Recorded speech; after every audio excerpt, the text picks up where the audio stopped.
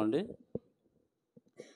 మహోన్నతుడా, మహాగణుడా, పరిశుద్ధుడా, ప్రేమ కలిగిన మా తండ్రి, నీకు వందనాలు, స్తుతులు స్తోత్రాలు చెల్లిస్తూ ఉన్నావు నాయన. ఈ మధ్యాహ్న కాల సమయంలో తండ్రి క్లాసులు బిగించేస్తుండగా తండ్రి నీ నామాన్ని మహిమపరిచి నాయన జరగాల్సిన కార్యక్రమం అంతట్లో మీరుండి ముందుకు నడిపించడానికి మీ కృప చూపించి సహాయం చేయమని ప్రార్థన చేస్తూ ఉన్నాం. అలాగనే తండ్రి మీరు ఇచ్చిన ఈ సమయాన్ని బట్టి నీకు వందనాలు, స్తుతులు స్తోత్రాలు చెల్లిస్తూ ఉన్నాం. మహిమా ఘనత ప్రభావం మీరే పొందుకొనమని మీ ప్రియకుమారుడు మా ప్రభు అయిన యేసుక్రీస్తు నామంలో ప్రార్థించి అడిగి వేడుకొంచున్నాం తండ్రి, ఆమేన్. ప్రార్థించినటువంటి ఇమానిల్ గారికి వందనాలు తెలియజేస్తున్నామండి. సమయంలో అలలుపాడు క్రీస్తు సంఘములో పనిచేస్తున్నటువంటి దైవజనులు రవిశంకర్ గారు, యలమందారెడ్డి గారు, వారి ఇరువురు వచ్చి కీర్తన పాడవలసిందిగా తెలియజేస్తున్నారు. యలమందారెడ్డి గారు, రవిశంకర్ గారు.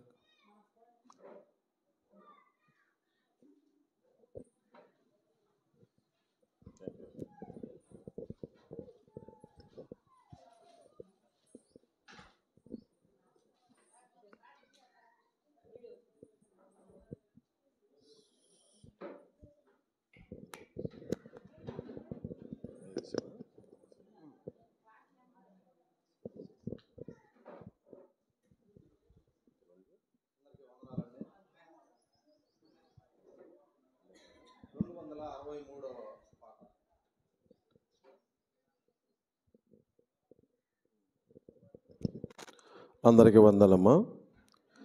కీర్తనలు పాడుకొని దేవుని నామాన్ని మహిమపరుద్దాం. క్రైస్తవ కీర్తన పాటల పుస్తకంలో నుంచి 263వ పాట పాడుకుందాం.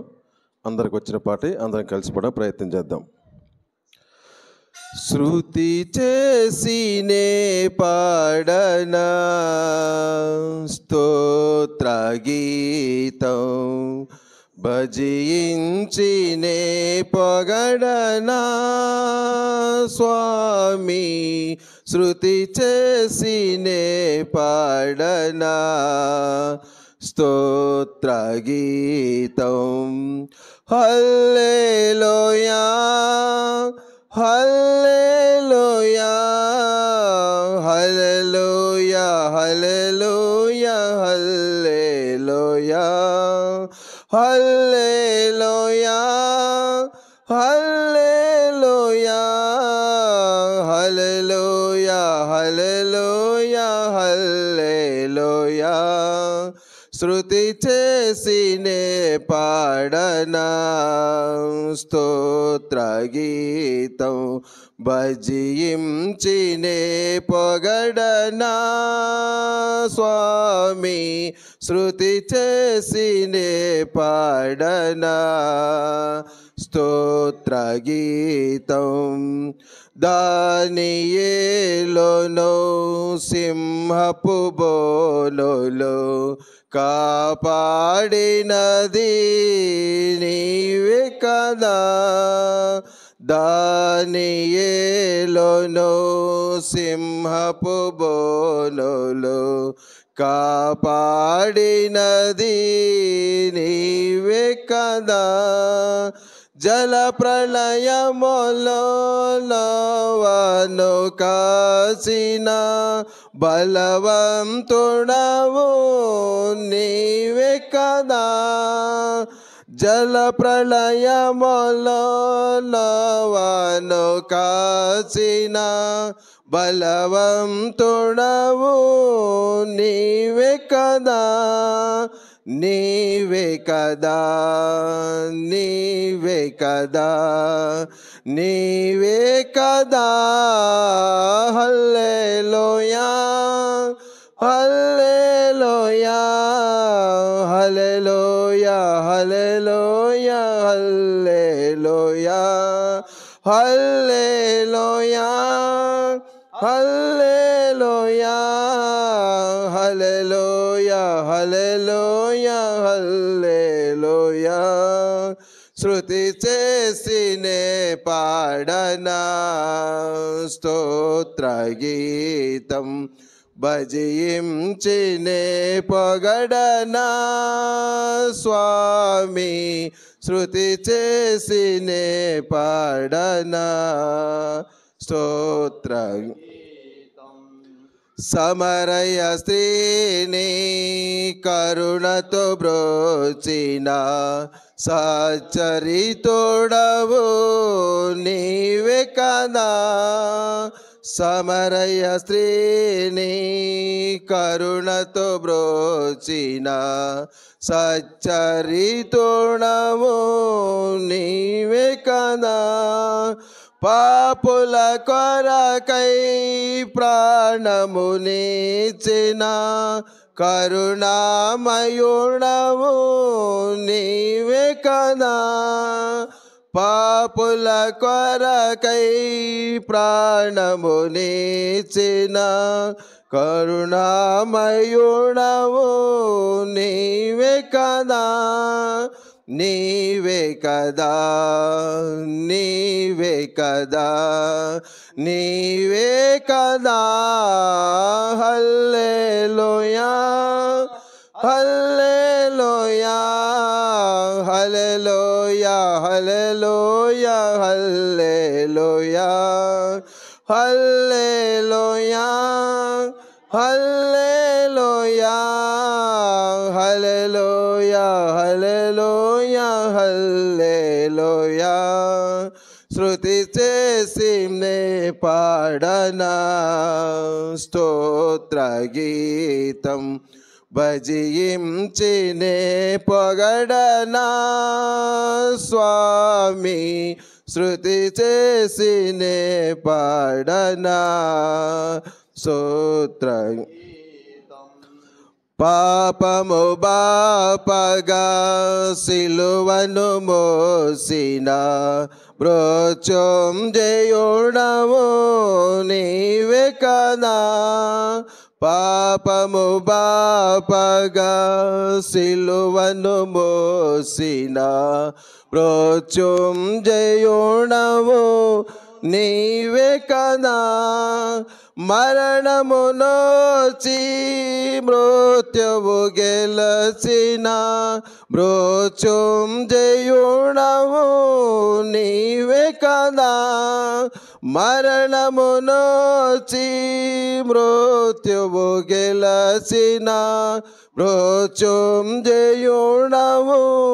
నీవే కదా నీవే కదా నీవే కదా నీవే కదా హల్లెలూయా హల్లెలూయా హల్లెలూయా హల్లెలూయా హల్లెలూయా హల్లెలూయా హల్లెలూయా హల్లెలూయా హల్లెలూయా హల్లెలూయా శృతి చేసినే పాడనా స్తోత్ర గీతం భజించినే పొగడనా స్వామి శృతి చేసినే పాడనా స్తోత్ర గీతం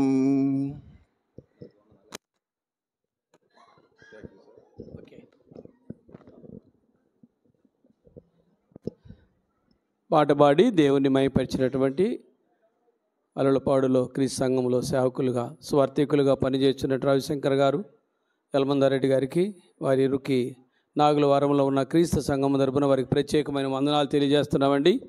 సమయంలో సత్తెనపల్లి నుండి వచ్చినటువంటి సహోదరులు యలమంద గారు కొండల గారు వచ్చి ఒక కీర్తన పాడవలసిందిగా తెలియజేస్తూ వారిని ఆహ్వానిస్తున్నామండి ఈ స్థలానికి.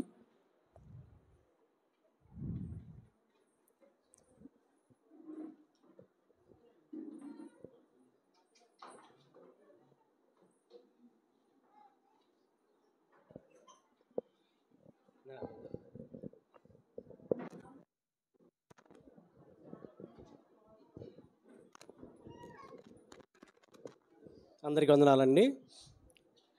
542 కీర్తన పాడుకుందామండి. 542.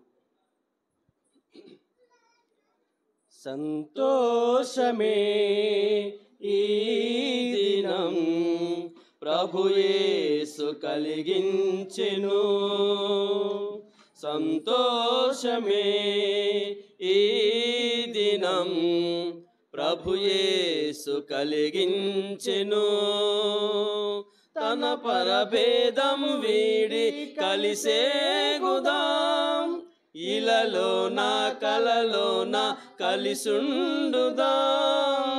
తన పరభేదం వీడి కలిసేగుదాం, ఇలలోన కలలోన కలిసుండుదాం, కలిసుండుదాం. సంతోషమే ఈ దినం ప్రభు యేసు కలిగించెను. ప్రభు యేసు మాదిరిలో ప్రభు ప్రేమ చూపెదమా, ప్రియమైన మార్గములో పయనించెదమా. ప్రభు యేసు మాదిరిలో ప్రభు ప్రేమ చూపెదమా, ప్రియమైన మార్గములో పయనించెదమా. తన పరభేదము వీడి కలిసేగుదాం, ఇలలోన కలలోన కలిసుండుదాం. తన పరభేదము వీడి కలిసేగుదాం, ఇలలోన కలలోన కలిసుండుదాం, కలిసుండుదాం. సంతోషమే ఈ దినం ప్రభు యేసు కలిగించెను. సమకూర్చే ప్రభువు సకలంబు మనకై క్షేమంబు కొరకేయని భావింప. సమకూర్చే ప్రభువు సకలము మనకై క్షేమంబు కొరకేయని భావించ. తన పరభేదం వీడి కలిసేగుదాం, ఇలలోన కలలోన కలిసుండుదాం. తన పరభేదము వీడి కలిసేగుదాం, ఇలలోన కలలోన కలిసుండుదాం, కలిసుండుదాం. సంతోషమే ఈ దినం ప్రభు యేసు కలిగించెను. దేవుని ప్రేమలో ధ్యానంబు గరిపిన జీవజలములు నీవగుగా. దేవుని ప్రేమలో ధ్యానంబు గరిపిన జీవజలములు నీవగుగా. తన పరభేదం వీడి కలిసేగుదాం, ఇలలోన కలలోన కలిసుండుదాం. తన పరభేదము వీడి కలిసేగుదాం, ఇలలోన కలలోన కలిసుండుదాం, కలిసుండుదాం.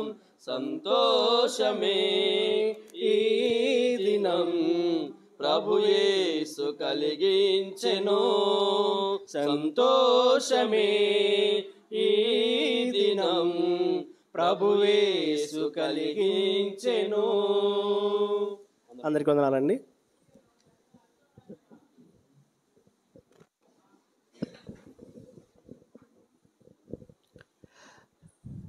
సమయంలో ఎలమంద గారు, కొండల గారు పాట పాడి దేవుని మహిమపరిచినటువంటి వారి ఇరువురికి వందనాలు తెలియజేస్తున్నామండి. దోసకాయలపాడు నుండి వచ్చినటువంటి సహోదరులు గుడిబెట్ల కోటేశ్వరరావు గారు వచ్చి ఒక పాట పాడాలండి. చిన్న పాట. బ్రదర్ వచ్చాడు కాబట్టి చిన్న పాట పాడి దేవుని మహిమపరచవలసిందిగా తెలియజేస్తున్నాం.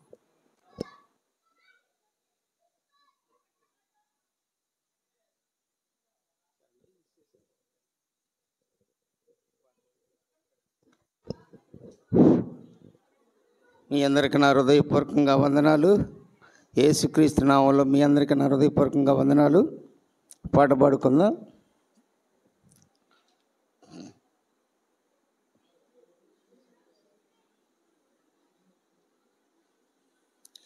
నీవు లేకుండా నేనుండలేను, నాకున్నవన్నీ నీవే యేసయ్యా.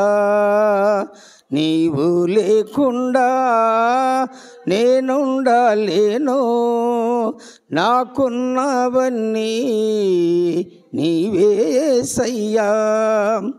నా ప్రాణమా నా ప్రాణమా నా ఊపిరి నీవే యేసయ్యా.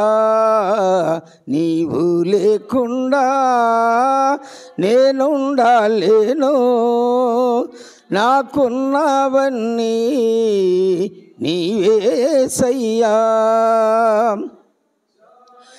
జాలి లేనిది ఈ మాయలోకము, కలత చెందిన నా దీన హృదయము. జాలి లేనిది ఈ మాయలోకము, కలత చెందిన నా దీన హృదయము. నన్ను కాపాడుటకు నాదరి నిలిచితివి, హస్తం సాపితివి, నన్ను బలపరచితివి. నన్ను కాపాడుటకు నాదరి నిలిచితివి, హస్తం సాపితివి, నన్ను బలపరచితివి.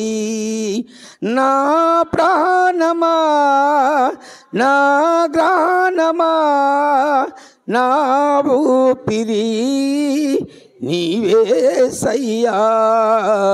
నీవు లేకుండా నేనుండలేను, నాకున్నవన్నీ నీవే యేసయ్యా. నన్ను ప్రేమించేవారు ఎందరు ఉన్నను, అంతం వరకు నాతో ఉండరు. నన్ను ప్రేమించేవారు ఎందరు ఉన్నను, అంతం వరకు నాతో ఉండరు. నాతో ఉన్నవాడా నాలో ఉన్నవాడా నా ప్రాణము నీవే యేసయ్యా. నాతో ఉన్నవాడా నాలో ఉన్నవాడా నా ప్రాణము నీవే యేసయ్యా. నా ప్రాణమా నా ప్రాణమా నా ఊపిరి నీవే యేసయ్యా. నీవు లేకుండా నేనుండలేను, నాకున్నవన్నీ నీవే యేసయ్యా. కళ్ళు మూసిన కన్నులు తెరసిన నా చూపులలో నీ రూపమే. కళ్ళు మూసిన కన్నులు తెరసిన నా చూపులలో నీ రూపమే. కనికరించితివి కరుణామయుడా, కృప చూపించితివి నాకు చాలినదేముడా. కనికరించితివి కరుణామయుడా, కృప చూపించితివి నాకు చాలినదేముడా. నా ప్రాణమా నా ప్రాణమా నా ఊపిరి నీవే యేసయ్యా. నీవు లేకుండా నేనుండలేను, నాకున్నవన్నీ నీవే యేసయ్యా. నీవు లేకుండా నేనుండలేను, నాకున్నవన్నీ నీవే యేసయ్యా. ఈ సమయం ఇచ్చిన పాస్టర్ గారికి హృదయపూర్వకంగా నా వందనాలు.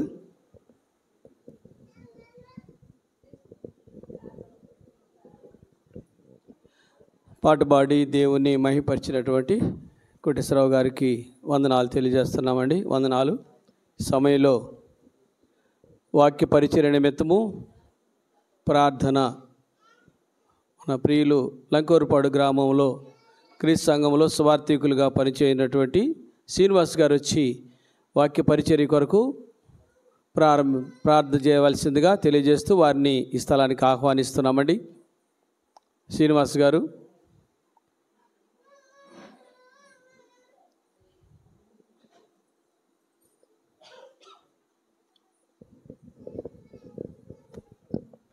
ప్రభు పేరట అందరికీ వందనములు. ప్రార్థన చేసుకుందామండి.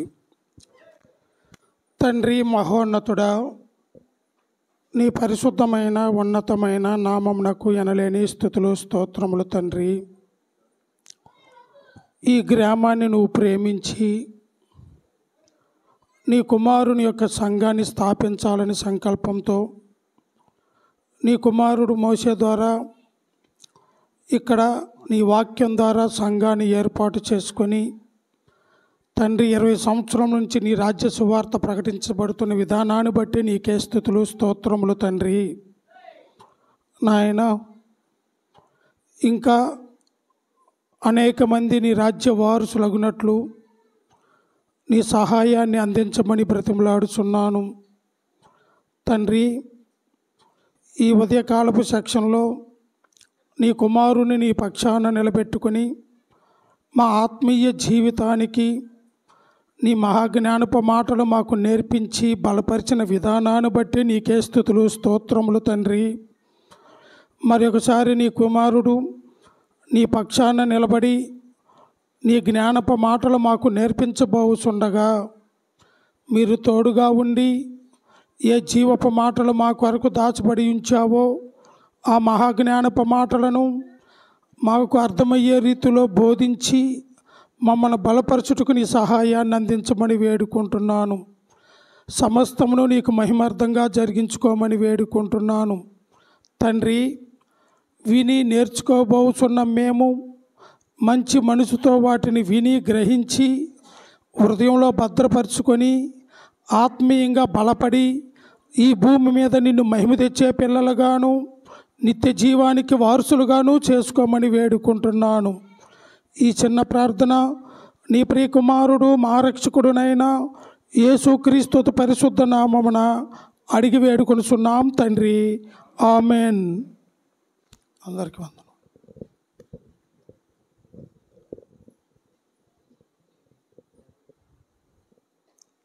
సమయం వరకు ప్రార్థనలో నడిపించినటువంటి శ్రీనివాస్ గారికి ప్రత్యేకమైన వందనాలు తెలియజేస్తున్నామండి. అందరికీ వందనాలు. సమయంలో ఉదయకాల సమయంలో మన ప్రియులు దైవజనులు వినోద్రావు గారు మంచి పాఠాన్ని మనకు నేర్పి ఉన్నాడు. దాన్ని మనం చక్కగా నేర్చుకున్నాం. అలాగనే ఈ రెండవ సెక్షన్లో వారు చెప్పబోతున్నటువంటి యొక్క పాఠాన్ని శ్రద్ధగా వినాలని తెలియజేస్తున్నాం. ఎందుకంటే శ్రద్ధగా అంటున్నానంటే భోజనం చేసిన తర్వాత కునుకు రావచ్చేమోనని, అది రాకుండా చూసుకొని చక్కగా వినాలని ప్రేమతో మిమ్మలను హెచ్చరిక కాదు కానీ మీకు తెలియజేస్తున్నానండి. అందరికీ వందనాలు. వినోద్రావు గారు వచ్చి యొక్క క్లాస్ తీసుకోవాల్సిందిగా తెలియజేస్తూ వారిని ఈ స్థలానికి ఆహ్వానిస్తున్నాం.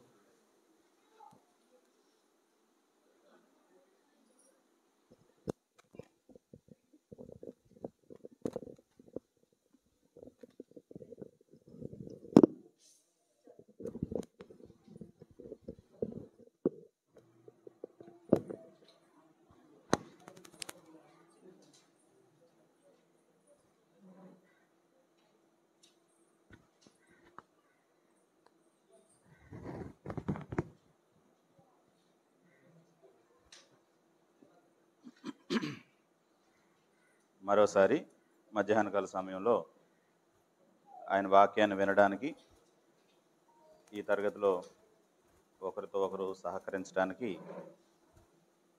సమావేశమైనటువంటి సహోదరులకు సహోదరులకు నా వందనాలు తెలియజేస్తున్నాను. ఉదయకాలంలో మనం అనేక విషయాల్ని చర్చించాం. ఇప్పుడు అవన్నీ నేను డిస్కస్ చేయట్లేదు, ఎందుకంటే మనకు 3:30 అన్నారు సోదరులు. 3 అయింది, ఇప్పుడు గంట సమయం ఉంది. ఆ గంటలో మిగిలినటువంటి విషయాలు నేను బోధించాలి కాబట్టి బుద్ధి విషయమై పెద్దవారయ్యుండుడి అనే మాటను చెప్పాం. బుద్ధి విషయంలో పెద్దవారుగా ఉండటానికి మనం లక్ష్యంగా పెట్టుకోవాల్సినటువంటి సంగతులు ఏంటో మొదట కొన్ని చిన్నపిల్లలాగా ఆలోచించామా అనేటటువంటిది మనం ఆలోచించవచ్చు. ఇప్పుడు అబ్రహామును గురించి నేను చెప్తున్నటువంటి మాట ఏంటంటే ఆదికాండము 13వ అధ్యాయము 8వ వచనంలో, ఆదికాండము 13వ అధ్యాయము 8వ వచనంలో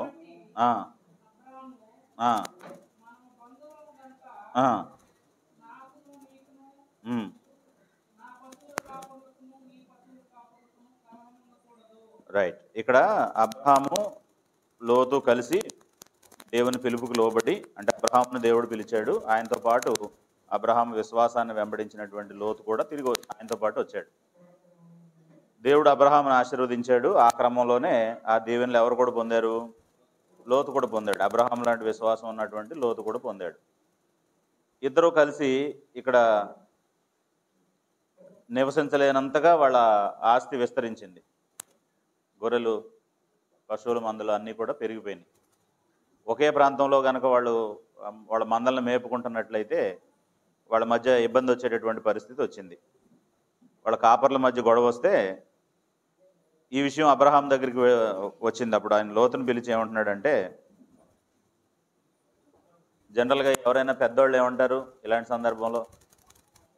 నేను నీకంటే వయసులో పెద్దోడిని, దేవుడు నన్ను పిలిచాడు ముందు, దేవుడు పిలిచినప్పుడు మనం ఇద్దరం కలిసి వచ్చాం, ఇప్పుడు నువ్వు నా మాట వినాలి, నేనేం చెప్తే అది నువ్వు చెయ్యాలి, కాబట్టి ఇదిగో నువ్వు ఎక్కడైనా వెళ్ళిపో, నేను ఇక్కడ ఉంటాను అని చెప్పి అంటారు ఎవరైనా.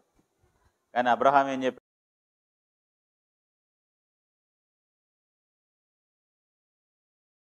అది బుద్ధి విషయంలో పెద్దగా ప్రవర్తించే వాళ్ళు చేయాల్సిన పని అండి.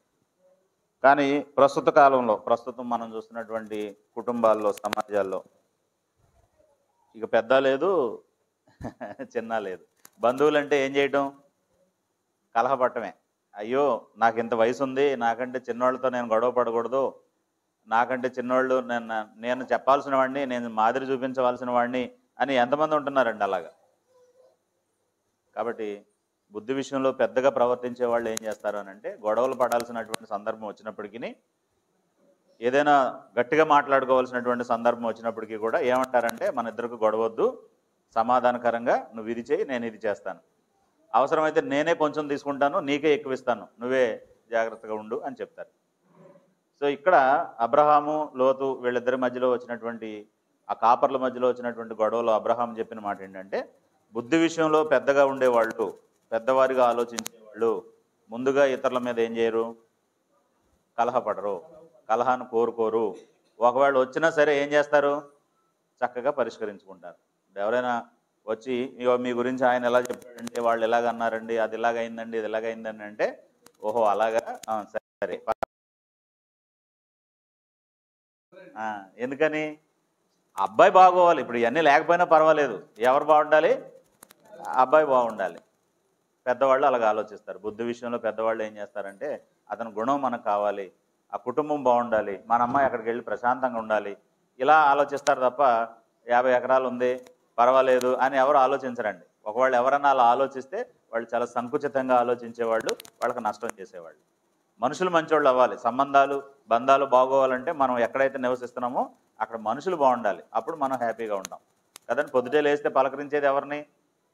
మనుషుల్ని. ఎవరినైనా ఎలా ఉన్నారండి అని పలకరిస్తే తిరిగి ఆయన ఎలా పలకరిస్తాడు అనే దాన్ని బట్టి మనం అక్కడ హ్యాపీగా ఉంటామా లేదా అనేది. మాటి మాటికి గొడవలు పడే వాళ్ళ మధ్యలో హ్యాపీగా ఉండగలమా? సొదొమ ప్రజలు ఎలాంటి వాళ్ళు అని అంటే, పాపాత్ములైనటువంటి ప్రజలు, వ్యభిచారంలో భ్రష్ట మనసుతో దారుణంగా బ్రతికే మనుషులు. అందుకు నచ్చింది కోరుకున్న లోతేమో దినదినము మన నీతిగల మనసును నొప్పించుకున్నాడు. దేవుని మీద ఆధారపడి గొడవ పడకుండా, కలహం లేకుండా, నాకు ఏది మిగిలితే అది నాకు ఇమ్మని, ఏ ప్రాంతంలో ఉంటా మిగిలితే నువ్వు కోరుకోగా మిగిలిన దాంట్లో నేను ఉంటానన్న అబ్రహామేమో నిశ్చింతగా ఉన్నాడు. అంటే మనం కోరుకున్న దానికి వచ్చే ప్రతిఫలాన్ని బట్టి మనం బుద్ధి విషయంలో పెద్దవాళ్ళమా, సంకుచితంగా ఆలోచించేవాళ్ళమా అన్నది మనకి తెలుస్తుంది. అన్నీ ఒకటే కదరా అనేవాళ్ళండి. అంటే మా చిన్నప్పుడు బుద్ధి విషయంలో పెద్దవాళ్ళు అన్నీ ఒకటే కదరా అనేవాళ్ళు. అంటే మీరు వేరేగా అర్థం చేసుకోవద్దు, నేను చూసినవి చెప్తున్నాను అంతే. మా చిన్నప్పుడు ఏదైనా అంటే మాంసం తినాలనిపిస్తే ఇప్పుడు లేక షాపుకి వెళ్ళి తెచ్చుకునేవాళ్ళు కాదండి. అందరూ ఒక 5గురు ఒక 10 మందో కలిసి ఒక మేకనో ఇలాగ ఏదైనా ఒక మాంసానికి సంబంధించినటువంటి ఏర్పాటు చేసుకుని కోసి పోగులు పెట్టేవారండి. ఒక పెద్ద చెక్క పెట్టు లాంటిది కానీ లేకపోతే ఇలా నేల మీద కానీ ఎక్కడో ఒక చోట కొన్ని అంటే మొత్తం మాంసాన్ని పోగులు పెట్టేవాళ్ళు. ఎంతమంది ఉన్నారో అన్ని 20 మంది కలిసి కొనుక్కున్నారనుకోండి 20 పోగుల్లాగా పెట్టేవాళ్ళు. కొంతమంది వచ్చి ఆ పెద్ద మనసు ఉన్నవాళ్ళు, బుద్ధి విషయంలో పరిపక్వత కలిగిన వాళ్ళు ఏంటంటే ఇది మనం కొనుక్కున్నదే, మనవాడే పంచింది కాబట్టి అన్నీ ఒకటే అనుకుని ఒకటి పట్టుకుపోయాడు ఏదోటి అక్కడ ఉన్నది నాకు ఇమ్మని. కొంతమంది చుట్టూ తిరుగుతుండేవాళ్ళు అండి ఎంతసేపు అయినా సరే, ఇందులో ఏది ఎక్కువ ఉంది, ఏది పెద్దది ఉంది, ఏది చిన్నగా ఉందని. అంత కంగారు పడేవాడు గ్యారంటీగా తక్కువదే కోరుకుంటాడండి ఆ దురాశపరుడు. అనా కాదండి, వాడు తీసుకున్నా కూడా మనశాంతిగా ఉంటాడు. ఇంటికి వెళ్ళి నాకు తక్కువైపోయిందని గోల పెడతా ఉంటాడు అనమాట. కాబట్టి అలాంటి వాటిని పట్టించుకోకుండా నా వ్యక్తిత్వం ముఖ్యం. ఒకసారి నష్టం వచ్చినా పర్వాలేదు, కొన్ని తక్కువైనా పర్వాలేదు, నేను మంచి మనస్తత్వంతో ఉండటం, నన్ను చూసిన వాళ్ళు నా దగ్గర ఏదైనా నేర్చుకునేలాగా ఉండాలి అనుకోవాలి తప్ప డబ్బులు నష్టం వచ్చినా పర్వాలేదండి, ఎలా వచ్చినా పర్వాలేదు. సో కాబట్టి ఇప్పుడు భౌతికంగా ఒకవేళ మంచి ప్లేసు ఆయనకు రాలేదని అనుకున్నా కానీ ఎంత హాయిగా బ్రతికాడు అబ్రహాం. కాబట్టి నీ వెనక దేవుడు ఉంటే నిన్ను ఎవరన్నా నష్టపరిచినా నీకు నష్టమేమీ రాదు. నీ వెనక దేవుడు ఉంటే నిన్ను ఎవరైనా అవమానించినా నీకు అవమానం రాదు. దేవుడు చూసుకుంటాడు నీ సంగతులన్నీ కూడా. అలా ఆలోచించగలిగే వాళ్ళు ఎప్పుడు కూడా పాపంలో పడిపోరు, మోసంలో పడిపోరు, దురాశ పాలవరు, ఇలా ఉండరు అనమాట. సో కాబట్టి మనం ఎలా ఉండాలి? దేవుడు మన పక్షంగా ఉండగా మనకు విరోధేవుడు కదా, ఏదైనా మనల్ని ఏదైనా చేయగలదా? సో అట్లా ఆలోచించగలిగితే మనం ఎలా ఉంటాం? బుద్ధి విషయంలో పెద్దవారిగా ఉంటాం. ఎవరి మీద కలహపడం. ఇప్పుడు ఏం కొంపలంటూ పోలేదు, ఏం నష్టం జరిగిపోలేదు, ఏం ఆస్తులు పోలేదు, ఏం ఐశ్వర్యం పోలేదు, ఏమి మన కొమ్ములు ఇరిగి కింద పడలేదు. గొడవలు పడాల్సిన అవసరం లేదు. ఎవరైనా తప్పుగా మాట్లాడితే, తొందరపాటుగా మాట్లాడితే అతని బుద్ధి అతన్ని ఇతరులకు చూపిస్తుంది. జ్ఞానమని దాని పనుల వలన, దాని క్రియల వలన తెలుస్తుంది. మాట్లాడిన వ్యక్తి చేసిన పనిని బట్టి అతను జ్ఞానవంతుడో, అక్కడ బ్యాలెన్స్డ్గా ఉన్న వ్యక్తిని బట్టి అతను జ్ఞానవంతుడో ఎవరు నిర్ణయిస్తారు? చూసే ప్రతి ఒక్కళ్ళు నిర్ణయిస్తారు. కాబట్టి నీ ఉన్నతమైన వ్యక్తిత్వాన్ని గురించి నువ్వు ఆలోచించాలి తప్ప జరుగుతున్నటువంటి వాటిని గురించి ఆలోచించకూడదు. సో కాబట్టి అంత బ్యాలెన్స్డ్గా ఉండాలండి. ఇక్కడ మనం అబ్రహాముని చూసాం. యోసేపు కథ మీ అందరికీ తెలుసు కదా. ఒక్కసారైనా యోసేపు కథ నేను విన్నాను, చదివాను అన్న వాళ్ళు అందరూ ఒకసారి చేతులు ఎత్తండి. లేకపోతే నేను ఇప్పుడు చాలా పెద్ద స్టోరీ ఇదంతా చెప్పాలి. ఒకసారి కూడా వినలేదమ్మా మీరు? విన్నారు, చదివారు. మీరు పిల్లలకు కూడా చెప్తారు చాలా సందర్భాల్లో. సో ఇప్పుడు యోసేపు అన్నల చేత ద్వేషించబడి అనేకమైన కష్టాలు పడి, అంటే ఒక మనిషి మామూలుగా ఎదుర్కోలేనన్ని బాధలు ఇబ్బందులు పడి, బానిసగా అమ్మబడి, జైల్లో వేయబడి, మళ్ళీ అక్కడి నుండి రాజు సముఖానికి తేబడి ఐగుప్తు దేశానికి అధిపతి అయ్యాడు. ఆయన ఐగుప్తు దేశానికి అధిపతి అయిన తర్వాత ఆ దేశంలో కరువు వచ్చింది. యోసేపుకి వచ్చినటువంటి కళ ప్రకారం కరువు వచ్చినప్పుడు అన్నలు దేనికి వచ్చారు ఆయన దగ్గరికి? ధాన్యానికి వచ్చారు, ధాన్యం తీసుకెళ్ళడానికి వచ్చారు. ఆఖరికి ఆయన దాని దుఃఖాన్ని ఆపుకోలేకపోయాడు. ఇప్పుడు ఎవరైనా ఏంటంటే ఆయన ఎవరో చెప్పుకోకుండా మొత్తం అందరినీ ఏదోలాగా శిక్షించే పని చేసేవాడు వేరే వ్యక్తి అయితే. ఈయన అలా చేయలే.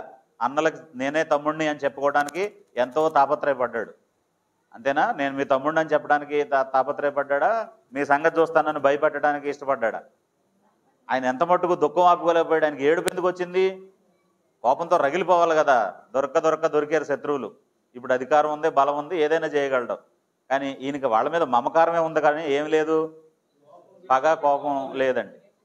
ఎందుకు అనంటే నేను ఇప్పుడు చెప్తున్నాను కదా, బుద్ధి విషయంలో పెద్దగా ఆలోచించే వాళ్ళు ఎలాగ ఆలోచిస్తారు అని అంటే 50వ అధ్యాయము 19వ వచనంలో, దానికంటే ముందు 14 నుండి మనం చదువుకుంటూ వస్తే, తండ్రి చనిపోయాడు. యాకోబు చనిపోయిన తర్వాత, అక్కర్లేదండి నేను చెప్పిన తర్వాత 19వ వచనం చదువుతుంది. తండ్రి చనిపోయాడు. తండ్రి చనిపోయిన తర్వాత తల్లులు వేరు కదా, ఒక తల్లి బిడ్డలే కాదు వీళ్ళందరూ కూడా. సో కాబట్టి ఇప్పుడు అన్నలందరూ కూడా ఏమనుకున్నారంట, మనం ఈయనకి చేసిందంతా మనసులో ఉంచుకునే ఉంటాడు, నాన్న ఉన్నంతకాలం ఏదో వదిలేశాడు కానీ మనల్ని ఇప్పుడు గ్యారంటీగా మనల్ని ఏదో ఒకటి చేస్తాడు అని చెప్పి భయానికి అబద్ధం చెప్పారండి. వచ్చి ఏమని, మీ తండ్రి బ్రతికుండగా మమ్మల్ని ఏమీ చేయొద్దని చెప్పాడు అని చెప్పారండి. ఇప్పుడు అబద్ధం అని చెప్పడానికి ఇది చిన్నపిల్లల మనస్తత్వంతో మాట్లాడుతున్నారని చెప్పడానికి మనం ఇక్కడ ఆలోచించవలసింది ఏంటంటే ఇప్పుడు ఎవరైనా మీ ఇంట్లో ఇద్దరు పిల్లలు ఉన్నారు, అన్నయ్య తమ్ముడు ఉన్నారు. ఇప్పుడు తమ్ముడిని కొట్టొద్దురా అని ఎవరికి చెప్తారు మీరు? కొట్టే అన్నయ్యకి చెప్తారా, దెబ్బలు తినే తమ్ముడికి చెప్తారా? కొట్టేవాడికి కథ చెప్తారు. ఏమని?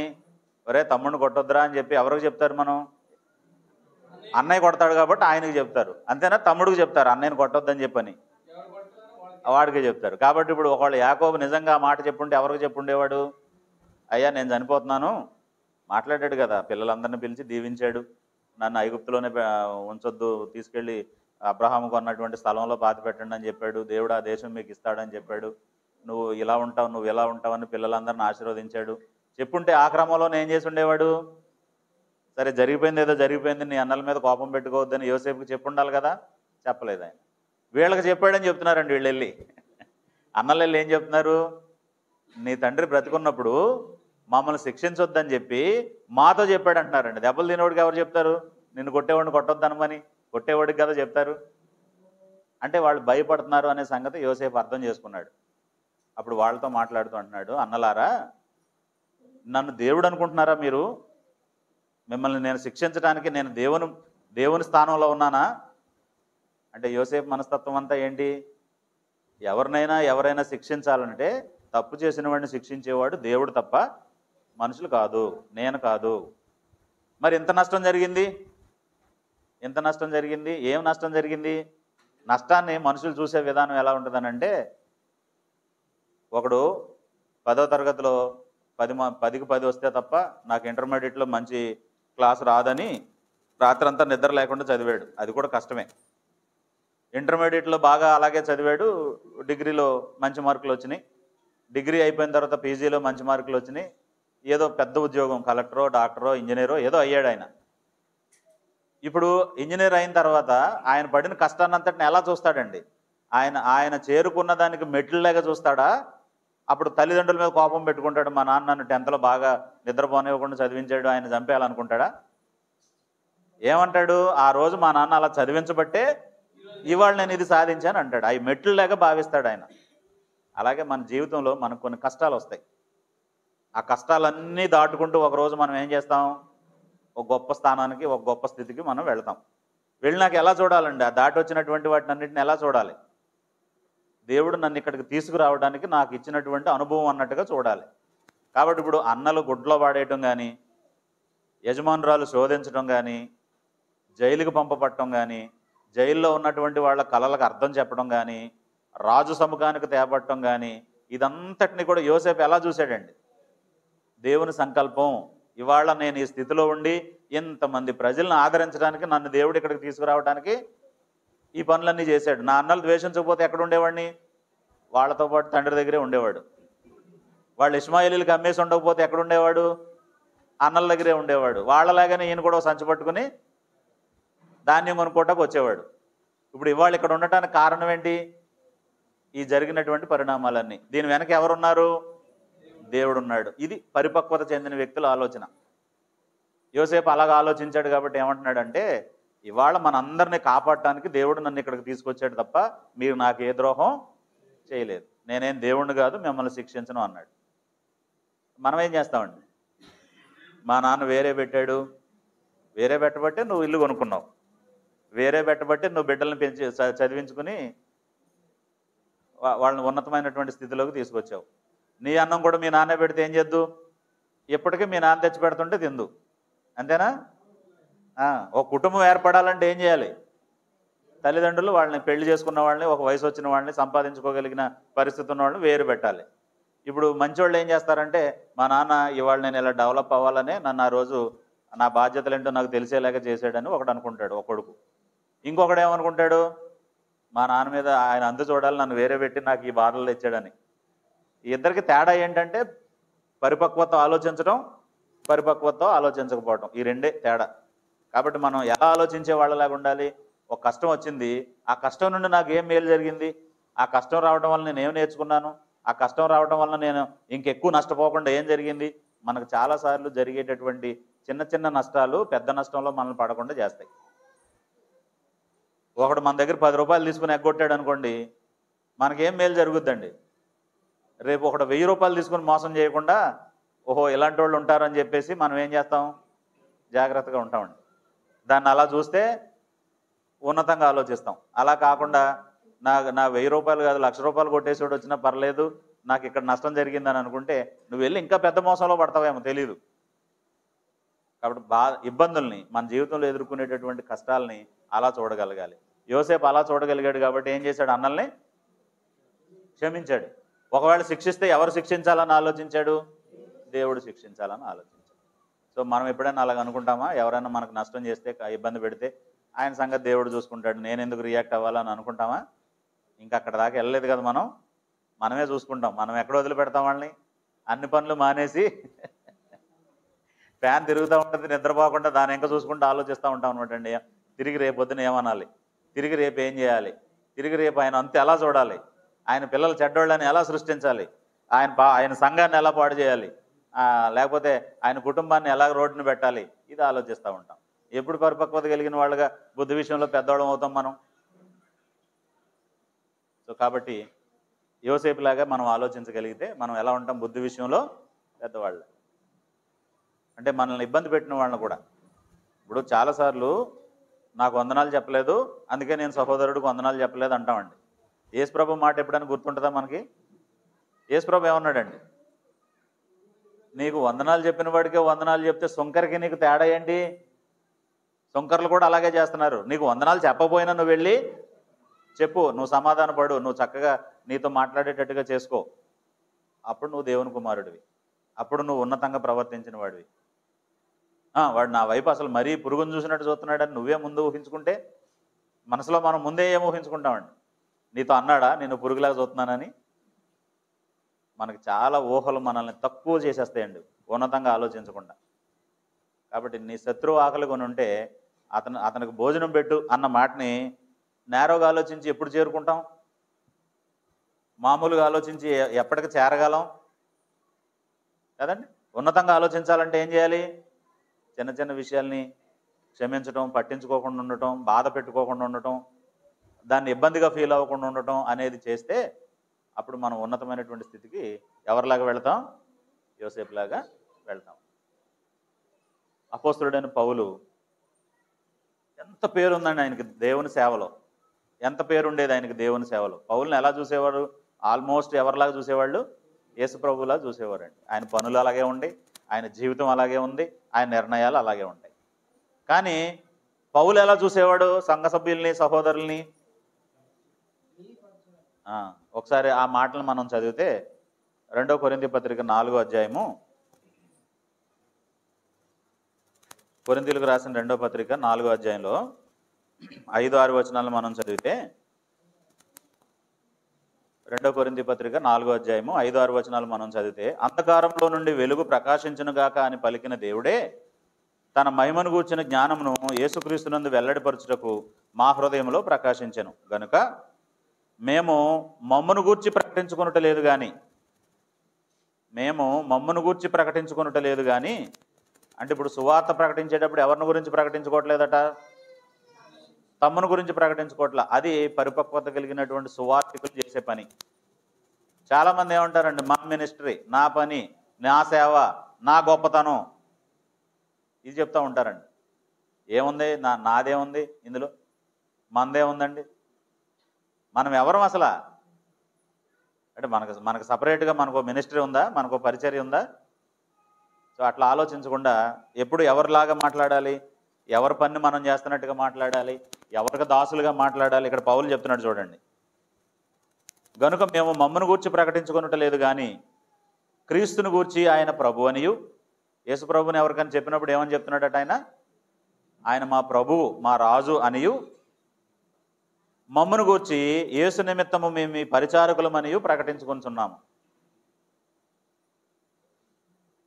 మమ్మను గురించి అంటే పౌలు ఆయనతో కూడా ఉన్న వాళ్ళు సంఘాల గురించి ఏమని చెప్పుకుంటున్నారంట? మీ పరిచారకులం, ప్రభు నిమిత్తం మీ పరిచారకులం, మీకు సేవ చేసేటటువంటి మీ దాసులం అని చెప్పుకుంటున్నారంటండి. ఇప్పుడు చాలామంది బోధకులు ఏమంటున్నారండి? మా విశ్వాసులు అంటున్నారండి వీళ్ళు. మీ విశ్వాసులు ఏంటి? ఇప్పుడు హైదరాబాద్లో నేను పనిచేసే స్థానిక సంఘంలో ఉండే వాళ్ళందరూ కూడా మా విశ్వాసులా, మా తోటి సహోదరులు.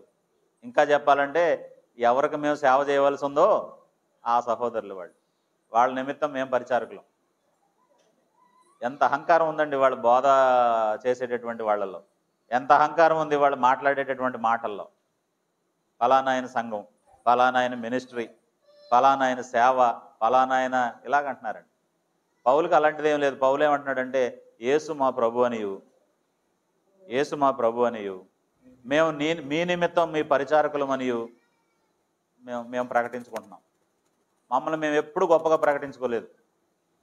మేము ఎప్పుడు మీ దాసులమని, మీ సేవకులమని, మీకు సంబంధించినటువంటి పరిచారకులమని మేము ప్రకటించుకుంటున్నామని. అలాంటి పరిపక్వత కలిగి అంత పెద్ద మనసు కలిగినటువంటి వారిగా సువార్థికులు, బోధకులు ఇలా ఉండాలి, సంఘం ఉండాలి. తర్వాత ఫిలోమాను గురించి మనం చదివితే, ఫిలోమాను కథ మీకు అందరికీ తెలుసు కదా. అంటే ఒక్కొక్క మాటని నేను చెప్పాలంటే ఒక స్టోరీ చెప్పడానికే 15-20 నిమిషాలు కావాలి మామూలుగా అయితే. ఈయన లవదోకియా ఆ ప్రాంతంలో ఉంటారు, ధనవంతుడైనటువంటి సహోదరుడు. ఆయన ఇంట సంఘం ఉంది. ఈయన దగ్గర పనిచేసేటటువంటి దాసుల్లో ఆయనకి దాసులు కూడా ఉన్నారండి. ఎంత ధనవంతుడంటే ఆయనకి దాసులు కూడా ఉన్నారు. ఆ దాసుల్లో ఒకడు ఆయనకి ఏదో తీవ్రమైనటువంటి నష్టం చేసి ముఖం చూపించలేక అక్కడి నుండి అంటే జైలుకి పంపబడ్డాడు. ఎక్కడికి? రోమాలో ఉన్నటువంటి పౌలు దగ్గరికి వెళ్ళాడు, చెరకెళ్ళాడు, రోమా చెరలో వేయబడ్డాడు. పౌలు అక్కడ రోమాలో ఆయన కలుసుకున్నాడు, రోమా చెరలో ఒనేసిమును కలుసుకున్నాడు. ఆయనకు ప్రభువుని గురించి చెప్పాడు, ఇది తప్పు అని చెప్పాడు, అంటే యజమాని నష్టపరచకూడదని చెప్పాడు. ఆయన మారు మనసు పొందాడు, ఆయన బాప్తిస్మం పొందాడు. ఇప్పుడు తిరిగి మరలా ఎక్కడ పంపిస్తున్నాడు? ఆయన్ని యజమానుడి దగ్గరికి పంపిస్తున్నాడు. ఇంతకుముందు ఎవరి దగ్గర అయితే ఆయన దాసుడిగా పనిచేశాడో ఆయన దగ్గరికి పంపిస్తున్నాడు.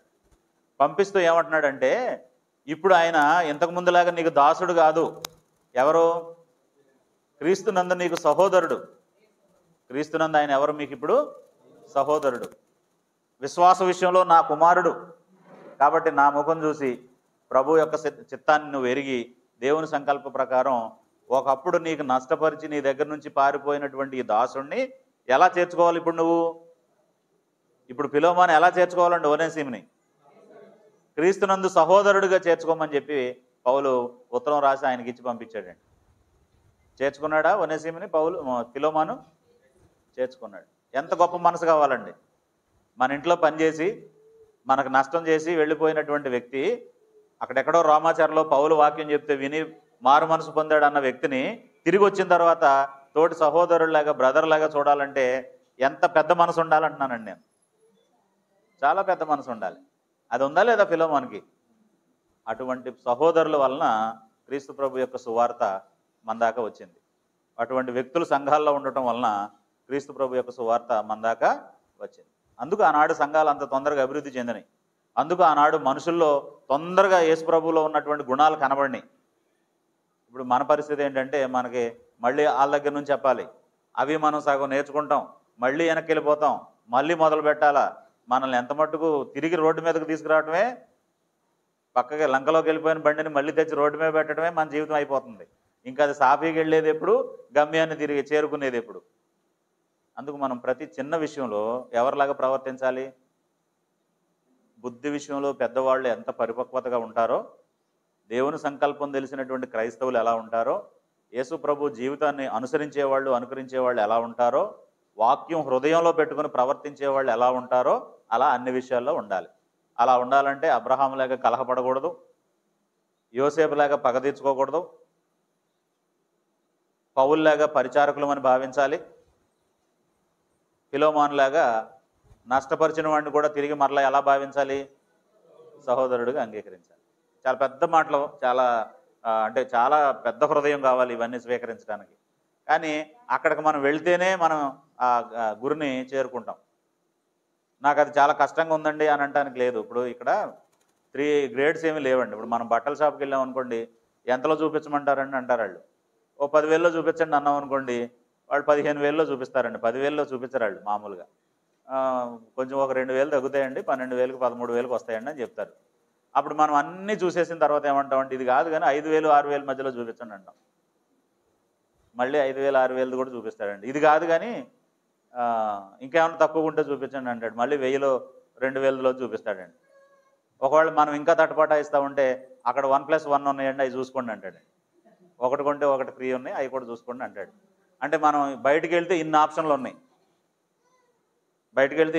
ఉన్నాయి, క్రైస్తవుడిగా కొనసాగడానికి కూడా ఇందులో 4-5 ఉన్నాయి, అందులో ఒకటి కోరుకుంటాను అనేది ఏమైనా ఉందా? ఒకటే ఉందండి. నువ్వు చేరుకుంటే చేరుకోవటం, చేరుకోలేకపోతే పోగొట్టుకోవటం అంతే తప్ప నాకు 1+1 చాలండి అంటాం కుదరదు, నాకు 2,000 చాలండి అంటాం కుదరదు, నాకు 5,000 చాలంట అన్ని లేవు. అక్కడ ఒకటే ఉంది. నువ్వు చేరుకుంటావా మానేస్తావా, చేరుకుంటావా చేరుకోలేవా, అంతే ఉంది. కాబట్టి మనం నెమ్మదిగా మనమే ఏం చేయాలి? దేవుడిని ఏమన్నా తగ్గించుకొని నీ మోతాదు తగ్గించుకోమని చెప్పాలా? మనమే దాన్ని చేరుకోవడానికి ప్రయత్నం చేయాలా? మనమే చేరుకోవడానికి ప్రయత్నం చేయాలి తప్ప దేవుడు ఏం చేయడు. ఆయన సంకల్పాన్ని, ఆయన చిత్తాన్ని ఆయన మనకు మార్చుకోడు. చెప్పలేని పరిస్థితుల్లో ఉన్నాం. క్రీస్తు సంఘం ఎలా రైటో చెప్పలేని పరిస్థితుల్లో ఉన్నాం. దేవునికి ఎంత కానుకలు ఇవ్వాలో అర్థం కాని పరిస్థితుల్లో ఉన్నాం. బైబిల్ తరగతులకి ఎందుకు క్రమంగా అటెండ్ అవ్వాలో అర్థం కాని పరిస్థితుల్లో ఉన్నాం. మన పొరుగు నుండే వాళ్ళకి మనల్ని ప్రభువుని చూపించకపోతే వచ్చే నష్టం ఏంటో గ్రహించలేనటువంటి స్థితిలో ఉన్నాం. అసలు మనం క్రిస్టియన్సమో కాదో మనం ఎవరికన్నా చెప్పుకుంటే కానీ తెలియని స్థితిలో ఉన్నాం కదండి. ఎవరన్నా మనల్ని చూసి ఏంటండి మీరు క్రిస్టియనా, మీరు చర్చికి వెళ్తారా, మీరు దేవుని కుమారులా అని ఎవరన్నా అడిగారా ఎప్పుడైనా? ఏ సందర్భంలోనైనా మాట్లాడినప్పుడు కానీ, పని చేసినప్పుడు కానీ, ఏదైనా బస్సులో ప్రయాణం చేస్తున్నప్పుడు కానీ, ట్రైన్లో ప్రయాణం చేస్తున్నప్పుడు కానీ ఒకళ్ళు అలా అడుగు ఉండకపోతే వాళ్ళు మనలో దాన్ని చూడలేదని అర్థం. అంటే అలాగని మెడలో సిలువేసుకుని వెళ్ళమంటలేదు నేను. మన మాట కానీ, మనం వ్యవహరించే విధానం కానీ, మనం నడుచుకునే పద్ధతి కానీ ప్రతిదీ కూడా ఇతరులు గమనిస్తారా గమనించరా? గమనిస్తారు. డెఫినెట్గా వాళ్ళు అది రికగ్నైజ్ చేస్తారన్నమాట. సో కాబట్టి మనం కాలాన్ని బట్టి చూస్తే ఈ పాటికి ఎలా ఉండాలి? ఇతరులకు బోధించగలిగినటువంటి సామర్థ్యం ఉండాలి. ఇప్పుడు బోధకులు అంటే అన్ని పనులు మానేసి ఇక దేవుని పనిలో ఉన్న వాళ్ళే బోధకులు అనుకోవద్దు మీరు. వాళ్ళు ఒక రకం, అంటే వాళ్ళు ఒక సెట్, వేరే సెట్, అంటే పరిపూర్ణంగా ఆ పని మీదే ఉండాలని నిర్ణయించుకున్న వాళ్ళు. వీళ్ళు కాకుండా కూడా బోధించేవాళ్ళు, చెప్పేవాళ్ళు ఉండాలా సంఘాల్లో? అక్కర్లేదా? ఉండాలి. అది ఆయన పనే కాదండి. అందరికీ వాక్యం తెలిస్తే అందరూ జాగ్రత్తగా బ్రతుకుతారు. మనం జీవించాలంటే వాక్యం తెలియాలి. కాబట్టి కాలాన్ని బట్టి చూస్తే మీరు ఇలా ఉండాల్సిన వాళ్ళు ఇలా ఉన్నారని ఎబ్రీ గ్రంథకర్త వాళ్ళని హెచ్చరించాడు. వాళ్ళు చాలా బ్రహ్మాండమైన క్రిస్టియన్స్ ప్రారంభంలో కదండి. ఆస్తులు అమ్మేసి దేవుని పనికి ఇచ్చేసిన వాళ్ళు, సహోదరులకి జామీన్లు ఇచ్చిన వాళ్ళు, వాళ్ళ కోసం అవమానాలు నిందలు పడిన వాళ్ళు, చాలా ధన్యతగా జీవించినటువంటి వాళ్ళు కాలం గడుస్తున్న కొద్దీ ఏమైపోయారంటే పిల్లలు మాట్లాడకూడదు.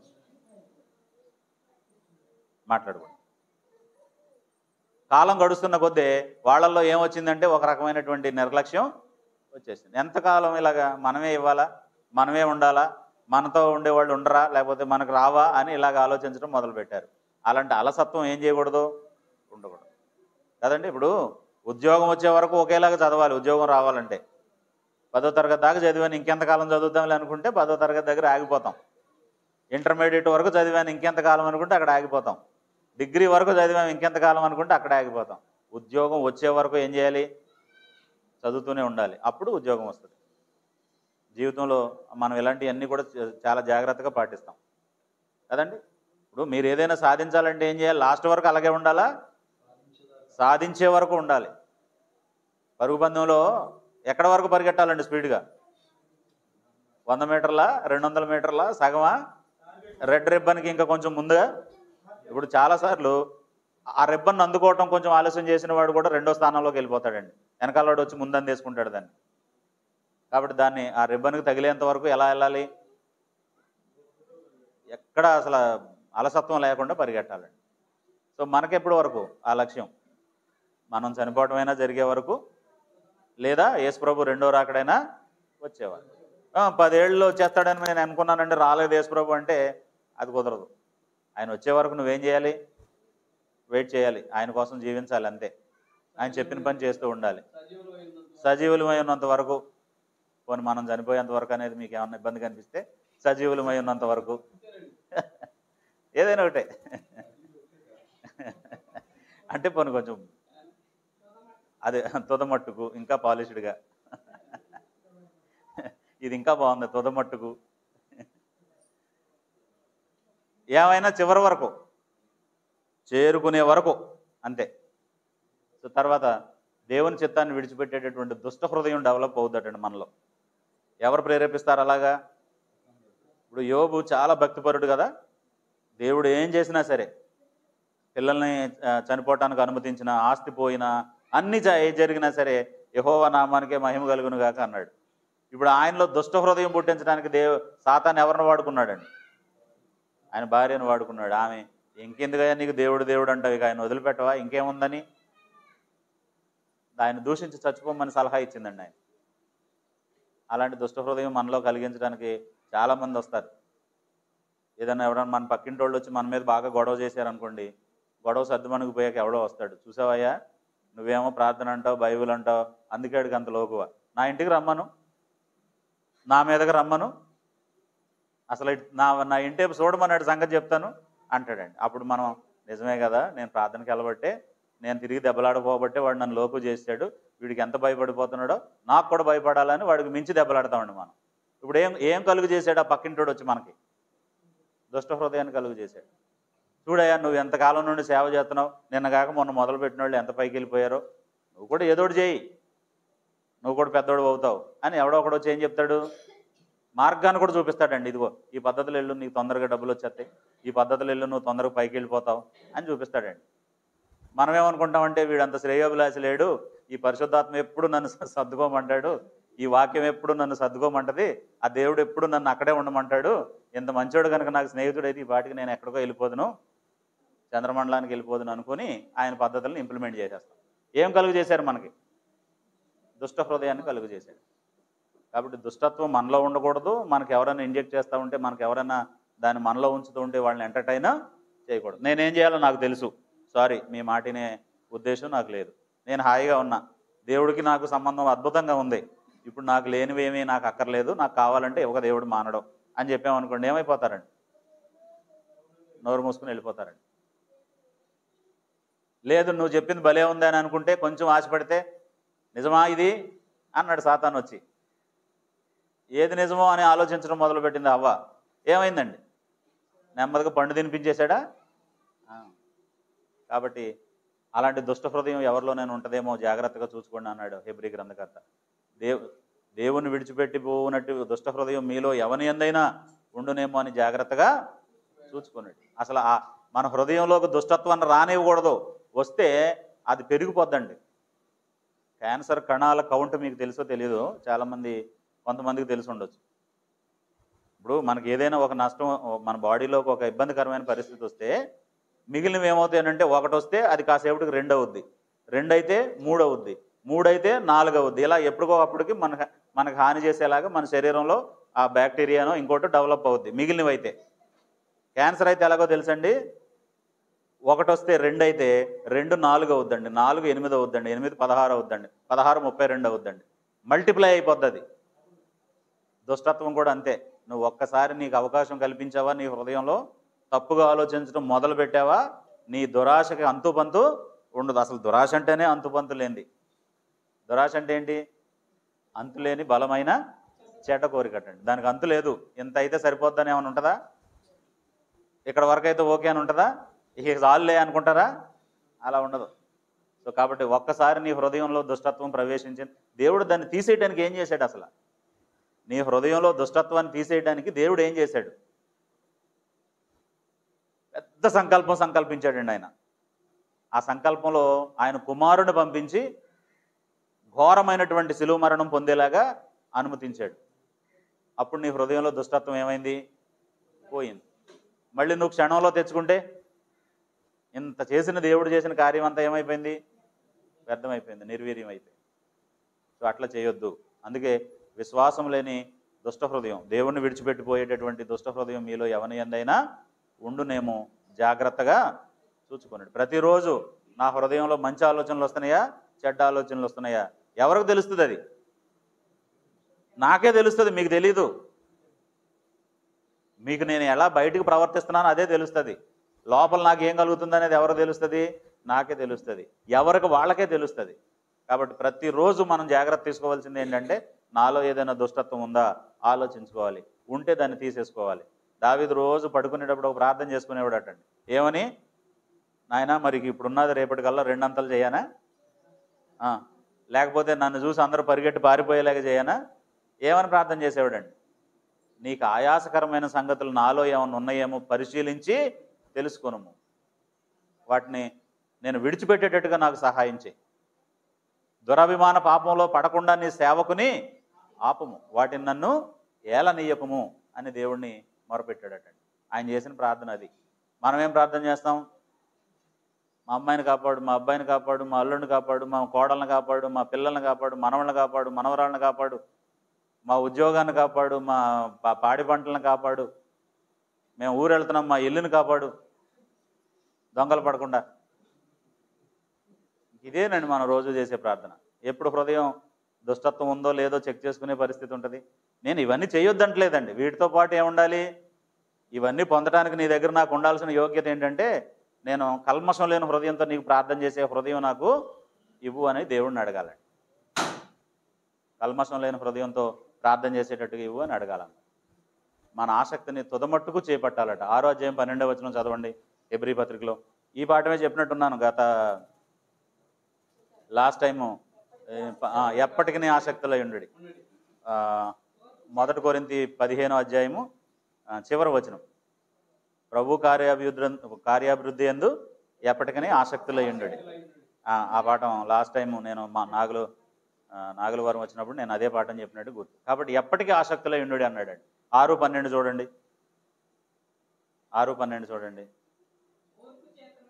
ఓర్పు చేత వాగ్దానములను పోలి నడుచుకున్నట్లు మీలో ప్రతివాడును మీ నిరీక్షణ పరిపూర్ణమగు నిమిత్తము మీరు ఇదివరకు కనబరిచిన వాళ్ళల్లో ఇంతకు ముందు ఏముంది?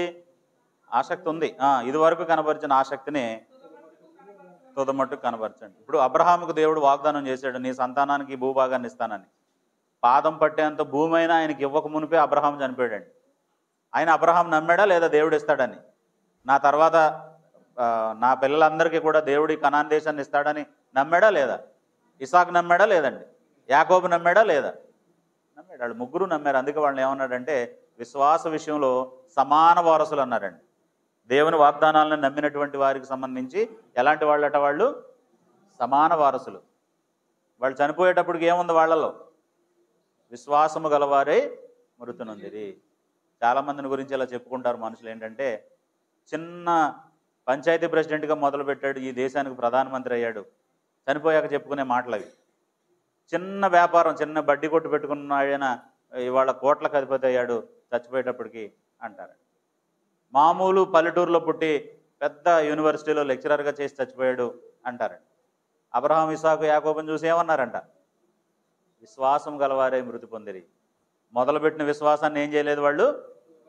తుదమట్టుకు చనిపోయేంత వరకు, మృతి పొందేంత వరకు విడిచిపెట్టలేదండి. వాళ్ళు కదా మనకు మాదిరి. సో అట్లాంటి ఆలోచనలు మనకు ఎప్పుడైతే వస్తాయో అప్పుడు మనం ఎలా ఉంటాం? బుద్ధి విషయంలో పెద్దవారిలాగా ఆలోచిస్తాం, జ్ఞానవంతుల్లాగా ఆలోచిస్తాం, నేరో మైండెడ్ పీపుల్ లాగా ఆలోచించం, చిన్న మనస్తత్వం కలిగిన వాళ్ళలాగా, సంకుచితమైనటువంటి మనస్తత్వం కలిగిన వారిలాగా ఆలోచించం. ఆయనను తలంచుకోండి అని ఒక ఆయన గురించి చెప్పాడండి. ఎవరండి ఆయన? యేసు ప్రభువుని తలంచుకోవాలి. ఇప్పుడు మనకు అల్టిమేట్గా మనకి చివరికి అంటే ఆఖరికి మనకు ఉదాహరణ ఎవరో ఏ పని చేయడానికైనా? యేసు ప్రభువే. ఒకసారి 12వ అధ్యాయం హెబ్రీ పత్రిక 1-3 వచనాలు మనం చదివితే, ఇంత గొప్ప సాక్షి సమూహము మేఘము వలె మనలను ఆవరించి ఉన్నందున ప్రతి భారమును సులువుగా చిక్కులు పెట్టు పాపమును విడిచి విశ్వాసమునకు కర్తయు దానిని కొనసాగించువాడునైన యేసు వైపు చూచుచు మన ఎదుట ఉంచబడిన పరుగు పందెములో ఓపికతో పరిగెత్తుదము. ఆయన తన ఎదుట ఉంచబడిన ఆనందము కొరకై. యేసు ప్రభు ఎదుట ఉంచబడిన ఆనందం ఏంటి? దేవుని చిత్తాన్ని నెరవేర్చడం, దేవుడు అప్పగించిన పనిని ఏం చేయటం? ముగించడం. ఆనందము కొరకై అవమానమును నిర్లక్ష్య పెట్టి. అంటే ఎక్కడైనా సరే ఒక వ్యక్తి బుద్ధి విషయంలో పెద్దవాడిగా, పరిపక్వత కలిగిన వాడిగా ఉండాలంటే ప్రతి చిన్న విషయాన్ని పట్టించుకునేవాడు ఎప్పుడు జెంటిల్మెన్గా ఉండలేడు కదండి. ప్రతి చిన్న విషయాన్ని పట్టించుకునేవాళ్ళు జెంటిల్మెన్గా ఉండగలరా? ఇప్పుడు మీరు ఒక రాజకీయ నాయకుడిని చూడండి, ఒక ముఖ్యమంత్రిని చూడండి, ప్రతి చిన్న విషయాన్ని ఆయన పట్టించుకుంటాడా? పట్టించుకోడు. ఆయన ముఖ్యమంత్రిగా ఆయన హోదాకు తగ్గట్టుగా ఉండే విషయాలనే పట్టించుకుంటాడు తప్ప ప్రతి చిన్నదాన్ని పట్టించుకోడు. డ్రైవర్కి జీతం అందిందా లేదా ఆయన పట్టించుకోడు. లేకపోతే మన ఇంట్లో వంట చేసే వాళ్ళు ఇద్దరు పోట్లాడుకుంటున్నారంట అన్నది పట్టించుకోడు ఆయన. లేకపోతే ఇంకా ఇలాంటివన్నీ పట్టించుకోడండి. ఆయన హోదాకు తగ్గదే పట్టించుకుంటాడు ఆయన. కాబట్టి ఎవరైనా అభివృద్ధి చెందిన వాళ్ళందరూ కూడా ఏం చేశారంటే అవమానాలను ఏం చేస్తారు, లేకపోతే చిన్న చిన్న విషయాలను ఏం చేస్తారు, పట్టించుకోరండి. వాళ్ళకి ఏదో అదే పట్టించుకుంటారు. ఇప్పుడు యేసు ప్రభు లక్ష్యం ఏంటి? దేవుని చిత్తాన్ని నెరవేర్చడం. ఇప్పుడు సిలువుకు అప్పగించినప్పుడు అవమానపరిచిన వాళ్ళందరూ కూడా యేసు ప్రభు చేత ఏం చేయించాలని అవమానపరిచారు. ఇప్పుడు దానికి ఆయన రియాక్ట్ అయితే, ఇదిగో అందరినీ కాపాడుతానన్నవాడు సిలువు మీద వేలాడుతున్నాడని హేళన చేశారు. నువ్వు రాజు అయితే నీకు తలకి కిరీటం ఉండాలని చెప్పి ముళ్ళ కిరీటం పెట్టి అదిమేరు. నువ్వు రాజు కదా, నీ చేతిలో రాజదండం ఉండాలని చెప్పి రెల్లునిచ్చారు. నువ్వు రాజవస్త్రాలు ధరించాలని చెప్పేసి ఆయనకు వస్త్రాలు తొడిగారు, ఎర్రని వస్త్రాలు తొడిగారు. సో ఇట్లా అనేక రకాలుగా ఆయన గుద్దులు వెనకాల వీపు మీద పిడిగుద్దులు గుద్ది నిన్ను గుద్దినవాడు ఎవడో చెప్పమని అడిగారు, కొట్టినవాడు ఎవడో చెప్పమన్నారు. ఇట్లా అనేక రకాలుగా యేసు ప్రభువుని అవమానించారు. ఇవన్నీ ఆయన ఎందుకు పట్టించుకోలేదండి? అవి పట్టించుకుంటే ఏమవ్వదు, అవి పట్టించుకుంటే ఏం జరగదు. ఆయన సిలువ మీద మరణించడం అనేది జరగదు. అలా జరగకపోతే ఏమవుదండి? వాళ్ళు మనలో ఎవరూ ఇక్కడ కూర్చొని మాట్లాడుకోవాల్సిన అవసరమే ఉండదు. అసలు మనకి దేవుడికి సంబంధమే ఉండదు. సో మనం ఇంత ప్రయోజనం పొందాలని వాటన్నిటిని నిర్లక్ష్యం చేసి ఆయన అవమానాన్ని నిర్లక్ష్యపెట్టి సిలువను సహించి దేవుని కుడిపార్శ్వమందు, దేవుని సింహాసనం యొక్క కుడిపార్శ్వమందు ఆసీనుడై ఉన్నాడు. ఒకడు అభివృద్ధి చెందేటప్పుడు నీ కడుపు నిండా భోజనం లేదన్న వాడి మీద దెబ్బలాడుకుంటూ కూర్చుంటే వాడు సాధించేదాన్ని సాధించలేడండి. సాధించగలడా? వాడికి లక్ష్యం ఏమైపోద్దండి? డివేట్ అయిపోతుంది. వాడు రేపు సాధించవలసిన దాన్ని మానేసి వాడు దెబ్బలాడుకుంటూ కూర్చుంటాడండి. సో మనకి యేసు ప్రభుకి మనకి ఈ పరిపక్వత చెందినటువంటి వాళ్ళకున్న తేడా ఏంటంటే మనం ప్రతి చిన్న విషయాన్ని పట్టించుకుంటాం. మనల్ని అవమానించకపోయినా అవమానించినట్టుగా అనుకున్న వాటిని కూడా పట్టించుకుంటాం కదండి. మనం చాలా అర్థాలు చెప్తాం కదా, అది ఆయన చూడు నా ఇంకా ఏది చేతగానో అన్నట్టుగా చూస్తున్నాడు. నీకు ఎలా అర్థమైంది ఆయన నిన్ను అలా చూశాడని? దేన్ని బట్టి చెప్తావు అలాగని? ఆయన మనసులో మాటలు కూడా నీకు తెలుస్తాయా? తెలుస్తాయండి మనకి. ఎదుటివాడు ఏమనుకుంటున్నాడో కూడా తెలుస్తుందా? పోనీ అలా ఊహించుకున్నావు, నీకు వచ్చిన లాభం ఏంటి? కోపమేగా, అతని మీద ద్వేషమేగా, ఆ గొడవలో ఇంకా తీవ్రంగా మన మనస్తాపం చెందటమేగా. నేను పరలోకం వెళ్ళాలి, ఇవి పట్టించుకోకూడదు. నేను యేసు ప్రభువులా బ్రతకాలి, ఇవి పట్టించుకోకూడదు. నా విశ్వాసాన్ని కొనసాగించాలి, ఇవి పట్టించుకోకూడదు అనుకుంటూ వెళ్ళిపోండి. అసలు ఏదైనా ఒక ఇబ్బందికరమైన పరిస్థితి వచ్చింది మాకు, మా బైబిల్ స్కూల్లో మా టీచర్స్ కూడా ప్రతిసారి ఈ మాట చెప్పి మమ్మల్ని బలపరిచేవాళ్ళు. ఇప్పుడు ఆ రోడ్డు మీద 4 వ్యక్తులు నడుచుకుంటూ వెళ్తున్నారండి. అందులో ఒకడు బాగా మందు తాగేవాడు ఉన్నాడు. మిగిలిన వాళ్ళకి అసలు మందు అలవాటు లేదు, మందు తాగరు వాళ్ళు. ఆ 4 నడుచుకుంటూ వెళ్తున్నప్పుడు ఈ సందులో నుంచి ఒక ఆయన రోడ్డు ఎక్కుతూ రే తాగుబోతాడా అన్నాడు. ఎంతమంది వెనక్కి చూస్తారు? అందరూనా? తాగినోడు మట్టిగా చూస్తాడండి. అంటే 4లో ఒకడే ఉన్నాడు తాగినోడు, 3 మామూలు వాళ్ళు, ఒకడే చూస్తాడండి. కానీ మనం ప్రతిదానికి చూస్తున్నాంగా. ఇప్పుడు మనల్ని ఎవరో ఒకళ్ళు ఏమంటారంటే ఇతను చెడ్డోడు, ఇతను అలాంటోడు, ఇతను ఎలాంటోడు అంటారు. అన్నప్పుడల్లా మనం నన్ను ఎందుకు అన్నావు నువ్వు అంటే దాని అర్థం ఏంటి?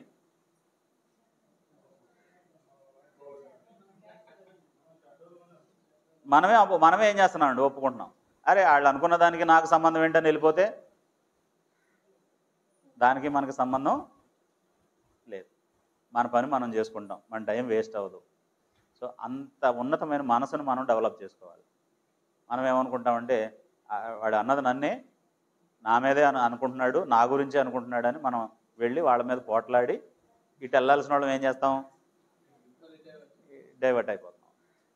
యేసు ప్రభు ఏం చేశాడు? సిలువ వేయబట్టం ఆయన ఉద్దేశం. అటే పోయాడు. అవమానాలను పట్టించుకోలేదు, మా చేత్కారాలను పట్టించుకోలేదు, దూషణ మాటలను పట్టించుకోలేదు, అబద్ధంగా చెప్పిన మాటలను పట్టించుకోలేదు, ఏవి పట్టించుకోలేదు. సిలువ వేయబడే వరకు ఆయన ఎక్కడ రిలాక్స్ అవ్వలేదు. అప్పుడు ఆయన దేవుని కుడిపార్శ్వానికి హెచ్చించబడ్డాడు. ఇవాళ మనం ఏం చేయాలి? బాప్తిసం పొందిన తర్వాత దేవుని దగ్గరికి ఆయన కుమారుడు అనే హోదాలో వెళ్ళేంత వరకు మన చుట్టూ జరుగుతున్న వాటిని గురించి మనం ఏం చేయక్కర్లేదు? పట్టించుకోకర్లేదు. మనం బలవంతంగా వెళ్ళి అందులో దూరి దెబ్బలాడుకోకర్లేదు. అసలు నిజంగా అన్నదాన్నే పట్టించుకోకూడదంటే మనం ఇక దారిని పోయేయని మన నెత్తినేసుకుని దెబ్బలాడుకోవడం ఎందుకు ఇంకా. సో కాబట్టి కొంచెం ఉన్నతంగా ఆలోచిస్తే, కొంచెం మనం పరిపక్వత ఆలోచిస్తే, నేను ఒక ఒక మంచి క్రైస్తవుడిగా బ్రతకాలంటే ఏం చేయాలని ఆలోచిస్తే ఈ పాటికి మనం అలా ఉంటాం, ఈ పాటికి మనం అలా తయారై ఉండేవాళ్ళం కదండి.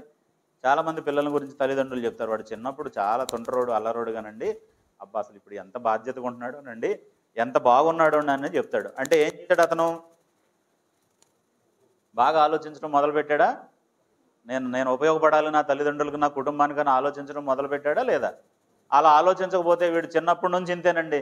ఒక్కరోజన్నా మాకు వీడి వలన సుఖం లేదు, సంతోషం లేదు, మాకు ఉపయోగపడింది లేదు, ఏదో ఉన్నాడంటే ఉన్నాడు పిల్లోడు అంటారండి తల్లిదండ్రులు. ఎంత తేడా ఉంది వాళ్ళిద్దరికి. ఇప్పుడు మొదటివాడేమో దీవెనలు పొందుతాడు, తల్లిదండ్రులు నా ఆయుష్ కూడా పోసుకుని బ్రతుకుని ఆయన అంటారు. ఈ రెండో వాడిని ఏమంటారండి? వీడిని ఏమన్నారు? దేవుడిని అంటారు. ఎలాంటి వాడిని ఇచ్చాడు ఏంటంటే దేవుడు మాకని. తల్లిదండ్రుల దగ్గర అదో స్వార్థం ఉంది. సో కాబట్టి మనం ఎంత ఉన్నతంగా బ్రతుకుతామో మన విలువలు అంతగా పెరుగుతాయి. మనం ఎంత పరిపక్వత గల వాళ్ళగా ఉంటామో మనల్ని దేవుడు అంతగా ఆశీర్వదిస్తాడు. ఒక్క మెట్టు మనం ఎక్కితే ఇంకా 2 మెట్లు ఎక్కించడానికి దేవుడు సిద్ధంగా ఆయన హస్తాన్ని చాచించాడు. అది లేదు నాకు కింద ఉన్న గొడవలే కావాలి, పై మెట్టుకి నేను ఎక్కను అని అంటే ఆ గొడవలు పడు, వాటితోనే నువ్వు నాశనం అయిపోమని దేవుడు మనల్ని వదిలేస్తాడు. చివరిగా ఆయన తలంచుకోండి అనే దాని తర్వాత ఇంకొక మాట చెప్తానండి. యేసుప్రభు వచ్చేటప్పటికి లేకపోతే ఆ మాట చెప్పలేదు నేను, దానికంటే పైది వెనుదిరిగితే నా ఆత్మకు సంతోషం లేదు అని ప్రభువు చెప్తున్నాడు. వచ్చువాడు ఇక్కడ ఆలస్యం చేయకుండా వస్తాడు. హెబ్రీ గ్రంథకర్త చెప్తున్నాడు, ఓ హెబ్రీలారా, యేసుప్రభు రావడం ఆలస్యం అవ్వదు, సమయానికి వస్తాడు ఆయన. మీలో ఎవరైనా యేసుప్రభు రాకడ ఆలస్యమైంది అనుకుంటున్నారా? ఆలస్యమైందని అలా చెప్తారు. మీకు ఏదైనా డేట్ చెప్తే కదా ఆలస్యమైంది అనేది. జనవరి 31 లోపు వస్తాడంటే 31 తర్వాత ఏమన్నది? 31 అయిపోయింది ఇంకా రాలేదన్నారు. ఎప్పుడో చెప్పలేదు కదా దేవుడు. ఆలస్యమైందని ఎలాగంటాం? అలా అనుకునే వాళ్ళకి ఏమని చెప్తున్నాడంటే, ఇక వచ్చువాడు ఏం చేయడట? ఆలస్యం చేయక వచ్చును. ఆయన వచ్చినప్పుడు ఆయన ఎదుట ఎవడైతే నీతిమంతుడిగా ఉంటాడో అతని యందు ఆయన ఆత్మకు సంతోషం ఉంటుంది, కానీ వెనుదిరిగిపోయిన వాడి మీద, లోకంలో కలిసిపోయిన వాళ్ళ పట్ల ఆయన ఆత్మకి సంతోషం ఉండదు. దేవుడు మెచ్చడు. దేవుడు మెచ్చకపోతే రండి పరలోకం అంటాడా? ఏమంటాడండి? పొండు అంటాడండి. ఎక్కడికి? అపవాదికి వాని దూతలకి సిద్ధపరిచినటువంటి నిత్యాగ్నిలోనికి పొండు అంటాడండి. అంటే దేవుడు మనల్ని నరకం వెళ్ళాలని ఆలోచించట్లా, దేవుడు మన కొరకు నరకాన్ని సిద్ధం చేయలే. దేవుడు ఏం కోరుకుంటున్నాడంటే మనందరం కూడా ఎక్కడికి వెళ్ళాలని? పరలోకం వెళ్ళాలని కోరుకుంటున్నాడు. కానీ మనం దేవుని మాట వినకుండా సాతాను అనుచరుల్ని, సాతాన్ని మనం ఫాలో అయితే కనుక ఎక్కడికి వెళ్తాం? వాళ్ళ కోసం సిద్ధపరిచినటువంటి నిత్యాగ్నిలోనికి మనం పోతాం. సో కాబట్టి బుద్ధి విషయంలో ఎలా ఉండటానికి మనం ప్రయత్నం చేద్దాం? పెద్దవారిగా ఉందామండి, ఉన్నతంగా ఆలోచించదాం. ప్రతి చిన్న విషయానికి మనసు నొచ్చుకోకుండా, ప్రతి చిన్న విషయంలో మనం తలపెట్టకుండా, ప్రతి చిన్న విషయానికి గొడవలు పడకుండా, ప్రతి చిన్న విషయానికి అసమాధానంగా ఉండకుండా, ప్రతి చిన్న విషయానికి ఇతరుల బాధ పెట్టకుండా, ప్రతి చిన్న విషయాన్ని పట్టించుకొని మనకు మనం కృంగిపోకుండా చాలా జాగ్రత్తగా ఉన్నతంగా నేను ఎప్పుడు పరలోకం వెళ్ళాలి, పరలోకం వెళ్ళటానికి నాకు ఉపయోగపడే ఆ క్రీస్తునందు ఉన్నటువంటి ఆశీర్వాదాలను మాత్రమే నేను ఉపయోగించుకుంటాను, అంత ఉన్నతంగా ఆలోచిస్తాను, నా భావోద్వేగాలు నేను ఎప్పుడు కూడా నా కంట్రోల్లో ఉంచుకుంటాను, నేను అంటే కోపం, ఆవేశం, బాధ వీటి వైపుకి దాన్ని వెళ్ళనివ్వను అని కనుక మనం స్థిర బుద్ధితో ఉంటే మనలో దుష్టత్వం విషయంలో చిన్నపిల్లలం అయిపోతాం, బుద్ధి విషయంలో ఎప్పుడు కూడా ఎలా ఉంటాం? పెద్దవాళ్ళగా ఉంటాం. దానికి ప్రతిఫలం ఏంటంటే దేవుడు ఇచ్చేటటువంటి నిత్య రాజ్యం, నిత్య జీవం. సో నాగులవరంలో ఉన్న సంఘం, హైదరాబాద్లో ఉన్న సంఘం, సత్తెనపల్లిలో ఉన్న సంఘం, అలాగే ఎర్రగొండపాలెంలో ఉన్న సంఘం, ఈ ప్రాంతాల్లో ఉండేటటువంటి సంఘాలన్నీ, భూమి మీద ఉన్నటువంటి సంఘాలన్నీ ఈ వీడియో ద్వారా వింటున్నటువంటి సహోదరులు అందరూ దేవుని చిత్తానికి లోబడి ఉన్నతమైనటువంటి ఆలోచనలు కలిగినటువంటి, పరిపక్వత కలిగినటువంటి వ్యక్తులుగా ఉండాలని. నేను క్రిస్టియన్గా 20 సంవత్సరాలు బ్రతికాను అంటే దానికి తగినటువంటి గుణాలు, దానికి తగినటువంటి బుద్ధి మనలో ఉండాలని, అది అందరినీ నేను ఆయనలాగా ఉండాలి, ఆమెలాగా ఉండాలి, వాళ్ళని చూసి నేర్చుకోవాలి, నా వలన దేవునికి మహిమ రావాలి అని. గలతీ 1:23 మనం చదివితే, పౌలు పూర్వం సంఘాన్ని హింసించాడని అందరికీ తెలుసు, ఇప్పుడు దాన్నే అందరికీ ప్రకటిస్తున్నాడని కూడా అందరికీ తెలుసు. వాళ్ళు ఏం చేశారట? ఒకప్పుడు ఈ సంఘాన్ని హింసించిన వాడే ఈ సంఘం కోసం హింసించబడుతున్నాడని విని ఆయన బట్టి దేవుణ్ణి మహింపరిచారు. అంటే ఇప్పుడు ఆయన బుద్ధి ఉన్నతమైన స్థితికి వెళ్ళిందా, దిగజారిపోయిందా? ఇంకా ఉన్నతమైన స్థితికి వెళ్ళింది. సో అలా ఆలోచించుదామండి. మన స్థానిక సంఘాల్లో మన వలన గొడవలు రాకూడదు, మన కుటుంబాల్లో మన వలన మనుషులు బాధపడకూడదు, మనం ఉండే సమాజంలో మన వలన మనుషులు వేధించబడకూడదు. అందరూ మనలో ఎవరిని చూడాలి? మనుషులు మీ సత్క్రియలను చూచి పరలోకమందున్న మీ తండ్రిని మహింపరచినట్లు వారి ఎదుట మీ వెలుగును ప్రకాశింపనీయుడి అని చెప్పాడు. సో అలాంటి వెలుగును ప్రకాశించేటటువంటి వారిలాగా లోకమందు జ్యోతుల వలె జీవవాక్యాన్ని చేత పట్టుకున్నటువంటి వారి వలె మనం కనబడాలని, బుద్ధి విషయంలో అన్ని విషయాల్లో పెద్దవారుగా మనం కనబడాలని ప్రేమతో మిమ్మల్ని కోరుతూ, నాగులవరంలో ఉన్నటువంటి సంఘానికి మరోసారి నా అభినందనలు, నా శుభాకాంక్షలు తెలియజేస్తూ, 20 సంవత్సరాలు మీ విశ్వాసాన్ని కాపాడుకున్నారు. 7 సంవత్సరాల పాటు దేవుడు ఇచ్చినటువంటి మంచి బిల్డింగ్లో ఆరాధన చేశారు. ఎంతకంటే సౌకర్యవంతమైనటువంటి బిల్డింగ్ భవిష్యత్తులో దేవుడు మీకు ఇవ్వాలి. అంతకంటే ఎక్కువ మంది సహోదరులతో మీరు దేవుడిని ఆరాధించాలని నేను హృదయపూర్వకంగా కోరుకుంటూ, ఆయా ప్రాంతాల నుంచి వచ్చినటువంటి నా తోటి సేవకులైనటువంటి సహోదరులకి నా హృదయపూర్వక వందనాలు తెలియజేస్తూ, నాయకులుగా ఉండి సంఘాన్ని నడిపిస్తున్నటువంటి మోషే గారి కుటుంబానికి వారికి నా వందనాలు తెలియజేస్తూ ముగిస్తూ ఉన్నాను. అందరికీ వందనాలు.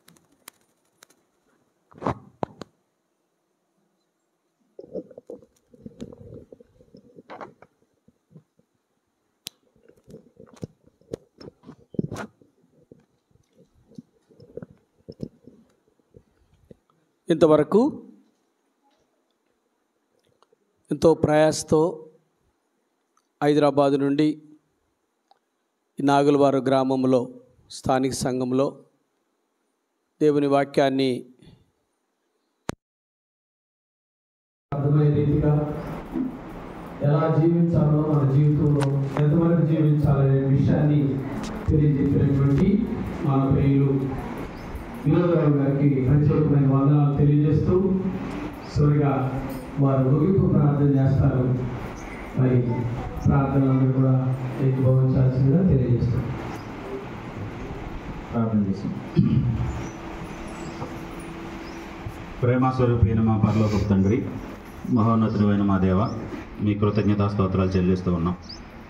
మమ్మల్ని ఆశీర్వదించి ఉదయకాలంలో సురక్షితమైనటువంటి ప్రయాణాన్ని దయచేసి ఇక్కడ ఉన్నటువంటి మీ బిడ్డలు, మా సహోదరి సహోదరులను కలుసుకోవడానికి, వారిని బట్టి మేము ఆదరించబడటానికి, ప్రోత్సహించబడటానికి, మేమందరం కలిసి మీ సన్నిధిలో సహవాసం అనుభవించడానికి మాకు ఇచ్చినటువంటి ప్రశస్తమైనటువంటి సమయాన్ని బట్టి మీకు స్తుతులు చెల్లిస్తున్నాం. నేను మరి ఇక్కడ స్థానికంగా పనిచేస్తూ మా సహోదరులు మోషే గారు, వారి కుటుంబం, వారితో పాటు సంఘంలో ఉండేటటువంటి నాయకులైనటువంటి సహోదరులు అందరూ కలిసి ఈ ప్రాంతం అందరిలో మీ రాజ్య సువార్తను ప్రకటిస్తూ ఉండగా వారికి మీరు తోడై ఉండండి. వారి ప్రయాణాలను ఆశీర్వదించండి. ఆర్థికంగా, ఆలోచన పరంగా, సహకారంలో ఆయన అందరూ ఉన్నతమైనటువంటి స్థితిలో మీ వాక్యాన్ని ఆయన సహాయం చేయండి. మీ సంపూర్ణమైన సహాయాన్ని నాయన పొందదగునట్లుగా వారు మీ పని చేయడంలో సహాయం చేయమని ప్రార్థన చేస్తూ ఉన్నాం తండ్రి. వివిధ ప్రాంతాల నుంచి సువార్థికులైనటువంటి సహోదరులు వచ్చారు. వారి స్థానిక సంఘాలని నాయన వారి కుటుంబాలని ఆశీర్వదించండి. వారు చక్కగా మీ సేవ చేయగలుగునట్లు, మిమ్మల్ని మెప్పించే బిడ్డలుగా మీ సన్నిధిలో ఉండగలుగునట్లుగా వారిని ఆశీర్వదించండి. ఆరోగ్యమును, బలమును, శక్తిని ప్రతి ఒక్కరికి దయచేయండి. స్థానికంగా ఉన్నటువంటి సహోదరుల కొరకు ప్రార్థన చేస్తూ ఉన్నాం తండ్రి. నాయన మీరు ఇచ్చినటువంటి ఆరోగ్యంతో, మీరు ఇచ్చినటువంటి మంచి మనసుతో మీ బిడ్డలుగా బ్రతకగలుగునట్లు, వారు చేస్తున్న పనుల్లో వారు విజయవంతం కాగలుగునట్లు, నాయన వారి బిడ్డల్ని నాయన మంచి చదువు నేర్పించడంలోనూ, విశ్వాసంలో పెంచడంలోనూ మీ కృప వారి కుటుంబాలన్నిటిపై ఉంచండి. అందరికీ కావలసినటువంటి ఆరోగ్యాన్ని దయచేయమని ప్రార్థిస్తూ ఉన్నాం. ఈ మధ్యకాలంలో వాతావరణంలో అలాగే వచ్చినటువంటి మార్పులను బట్టి అనేక రోగాలతో అనేక రీతులుగా నాయన మనుషులు ఎంతో ఇబ్బంది పడుతూ ఉన్నారు. అందరినీ కనికరించి ప్రతి వారికి కావలసినటువంటి నెమ్మదిని దయచేయమని మిమ్మల్ని వేడుకుంటూ ఉన్నాం తండ్రి. తిరిగి మేము ప్రయాణమై వెళుచుండగా మా ప్రయాణాన్ని ఆశీర్వదించమని, ఈ దినమంతా మీ కుమారులుగా, మీ బిడ్డలుగా బుద్ధి విషయమై పెద్దవారిగా ఉంటూ ఎలాంటి ఉన్నతమైన ఆలోచనలతో బ్రతకాలో మేము నేర్చుకోగలిగాం. ఆ మాటలన్నీ మేము గ్రహించగలిగినట్లుగా మా కొరకు వ్రాయించి ఉంచినందుకే మీకు స్తుతులు స్తోత్రాలు చెల్లిస్తూ ఉన్నాం. విని వాటిని మా హృదయాల్లో భద్రపరుచుకొని వాటి ప్రకారం నడుస్తూ అనేక మందికి మేము మా మాదిరిగా ఉండగలుగునట్లు, మిమ్మును లోకానికి చూపించగలుగునట్లు, మీ కుమారుడైన యేసుక్రీస్తు కొరకు మేము ఆత్మలను సంపాదించగలుగునట్లుగా మాకు సహాయం చేయండి తండ్రి. ఈ కూడిక అంతట్లో కూడా పరిచర్య చేసినటువంటి బిడ్డల కొరకు, నడిపించినటువంటి సహోదరుల కొరకు, పాటలతో మిమ్మల్ని కీర్తించినటువంటి బిడ్డల కొరకు, ఇది అనేక మంది చూడగలుగున్నట్లుగా నాయన మరి యూట్యూబ్లో లైవ్ ఇచ్చినటువంటి సహోదరుని కొరకు, ఈ మీటింగ్ జరగడానికి సహకరించినటువంటి అందరి కొరకు ప్రార్థన చేస్తూ ఉన్నాం. అందరికీ మీరు వివిధమైనటువంటి తలాంతులు ఇచ్చారు. ఎల్లప్పుడూ వాటిని మీ రాజ్య సేవ కొరకు మేము వాడగలుగున్నట్లుగా మీ కృపతోడుగా ఉంచి నడిపించమని, చిన్నలను పెద్దలను ప్రతి వారిని దీవించి ఆశీర్వదించమని నాయన, ఈ తరగతికి వచ్చిన వారందరూ కూడా సంతోషంగా వారి గృహాలకు చేరి అక్కడ ఉన్నటువంటి కుటుంబాలతోనూ సంఘాలతోనూ ఈ సంగతులన్నింటినీ కూడా చర్చించి ఇలాంటి అనేక కూడికల్లో సహవాసం అనుభవించి బలం పొంది ఒకరి విశ్వాసం వలన మరొకరం నాయన మేము బలం పొందగలుగున్నట్లుగా మాకు సహాయం చేయమని, మా తిరుగు ప్రయాణాన్ని కూడా మీరు ఆశీర్వదించమని, స్థానికంగా పనిచేస్తున్న సోదరులకు మరింత బలాన్ని ఇమ్మని, ఇలాగ అనేక మందిని ప్రోత్సహించేటట్లుగా వారికి మీరు తోడై ఉండమని మా ప్రభు అయిన యేసుక్రీస్తు నామములో ఈ ప్రార్థన అడిగి వేడుకుంటూ ఉన్నాం మా తండ్రి. ఆమెన్. అందరికీ వందనాలు.